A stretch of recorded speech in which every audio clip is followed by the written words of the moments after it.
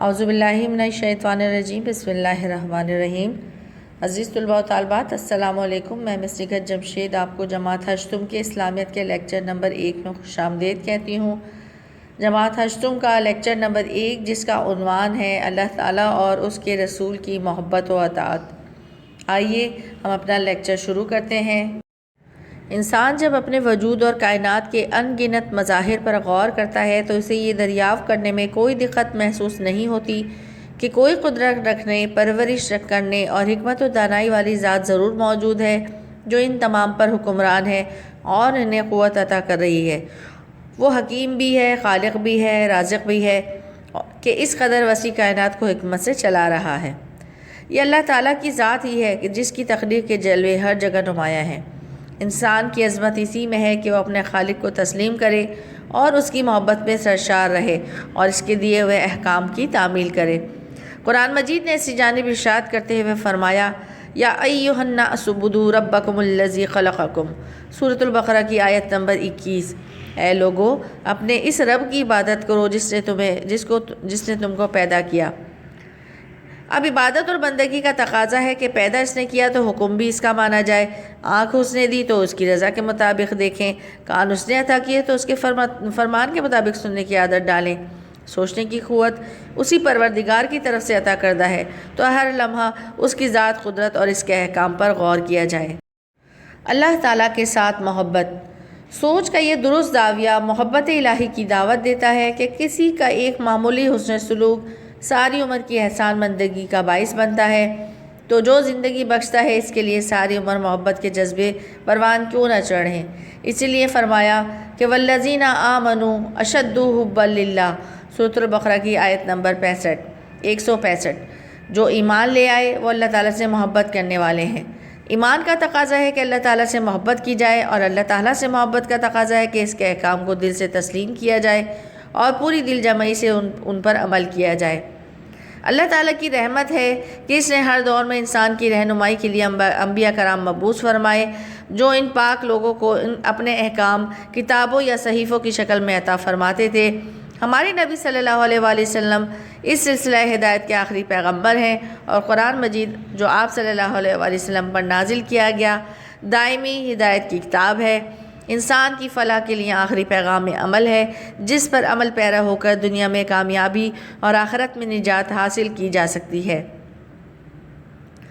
رسول اللہ صلی اللہ علیہ وآلہ وسلم کے ساتھ محبت۔ رسول اللہ صلی اللہ علیہ وآلہ وسلم کے ساتھ محبت بھی ایمان کا تقاضا ہے۔ قرآن مجید میں اس محبت کا ذکر کیا ہے اور ارشاد ہوتا ہے، النبی اول بالمؤمنین من انفسہم، سورۃ الاحزاب کی آیت نمبر 6۔ نبی اکرم مومنوں کے لیے ان کی جانوں سے بھی زیادہ محبوب ہیں۔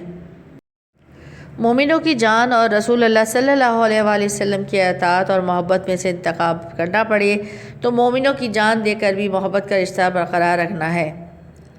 ارشاد ربانی ہے، سورۃ الحجرات کی آیت نمبر 1۔ ترجمہ، اللہ تعالیٰ اور اس کے رسول سے آگے نہ بڑھو اور اللہ تعالیٰ سے ڈرتے رہو۔ گفتگو میں سلیقہ، عمل میں مطابقت اور رویوں میں اطاعت پیدا ہوگی تو تقویٰ کا حق حاصل ہوگا۔ اس لیے ضروری ہے کہ اللہ تعالیٰ کے احکام اور رسول اکرم صلی اللہ علیہ وآلہ وسلم کے ارشادات جاننے کی کوشش کی جائے۔ نبی اکرم صلی اللہ علیہ وآلہ وسلم کا ارشاد ہے، تم میں سے کوئی ایمان والا اس وقت تک ایمان نہیں لا سکتا یا مومن نہیں ہو سکتا جب تک میں اسے اپنے آباء و اجداد اور تمام لوگوں سے زیادہ محبوب نہ بن جاؤں۔ پھر فرمایا، تم میں سے کوئی اس وقت تک ایمان والا نہیں ہو سکتا جب تک اس کی خواہشات ان احکام کے تابع نہ ہو جائیں جو میں لے کر آیا ہوں۔ اس سے معلوم ہوا کہ محبت کا تقاضا ہے کہ اللہ اور اس کے رسول کی اطاعت اور محبت میں کوئی اور شریک نہ ہو۔ رسول اللہ صلی اللہ علیہ وسلم کی محبت تمام رشتوں اور تمام تعلقات سے بڑھ کر ہو۔ رسول اللہ صلی اللہ علیہ وسلم سے محبت کا نتیجہ لازمی یہ ہو کہ آپ صلی اللہ علیہ وسلم کے ارشادات کو تمام ذاتی پسند اور ناپسند پر ترجیح حاصل ہو۔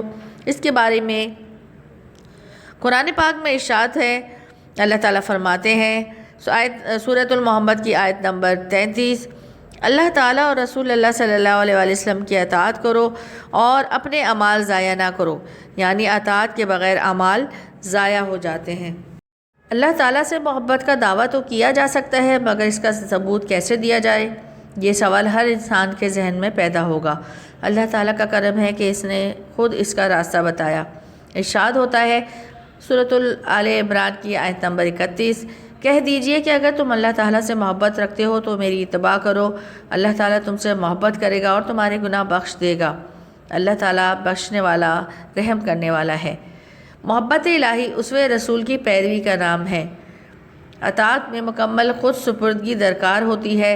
ظاہری عمل کے پیچھے دلی چاہت اور قلبی ملان ہونا ضروری ہے، ورنہ یہ عمل منافقت بن جاتا ہے۔ اس پر متنبہ کرتے ہوئے فرمایا سورۃ النساء کی آیت نمبر 65، تمہارے رب کی قسم یہ لوگ اس وقت تک ایمان والے نہیں جب تک کہ اپنے تنازعات میں آپ صلی اللہ علیہ وسلم کا حکم نہ مان لیں، پھر جو یہ کہ آپ فیصلہ کریں اس پر تنگ دل نہ ہوں بلکہ پورے طور اسے تسلیم کریں۔ اطاعت اور اتباع کی عملی شکل سے ایمان کے تقاضے پورے ہوتے ہیں اور تسلیم و رضا کی برکات حاصل ہوتی ہیں۔ ختم نبوت۔ حضور اکرم صلی اللہ علیہ وسلم پوری انسانیت کے لیے ابدی صحیفہ ہدایت لے کر تشریف آئے۔ آپ صلی اللہ علیہ وسلم کی تشریف آوری سے ہدایت کا سلسلہ اپنے اتمام کو بھی پہنچا اور اختتام کو بھی، کہ ارشاد ہوا میں نے تمہارے لیے دین مکمل کر دیا، تم پر اپنی نعمت تمام کر دی اور تمہارے لیے اسلام کو بطور دین پسند کر لیا۔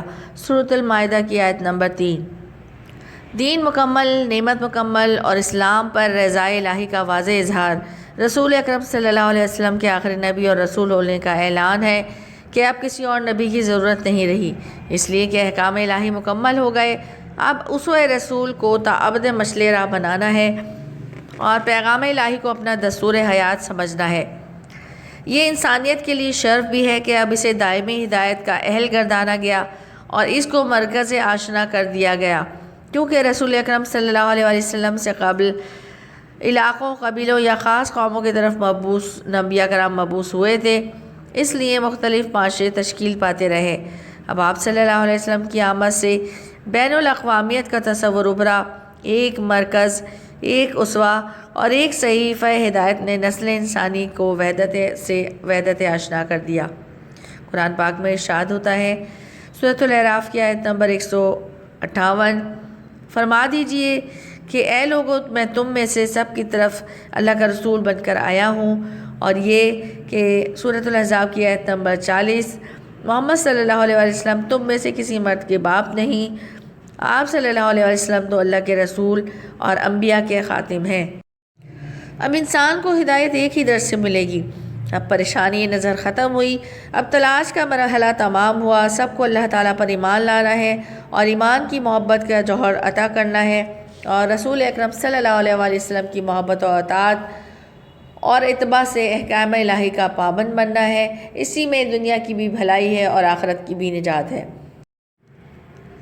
عزیز طلباء و طالبات، ہم نے آپ کو سبق بتفصیل پڑھایا، امید ہے آپ کو سمجھ آ گیا ہوگا۔ اب آپ بہترین طریقے سے سمجھ سکتے ہیں کہ ہمیں کس طرح سے اللہ اور اس کے رسول کی اطاعت کرنی ہے، کس طرح سے ہم اس کی محبت حاصل کرنی ہے، اور کس طرح سے ہمارا ایمان ختم نبوت پر پختہ ہوگا۔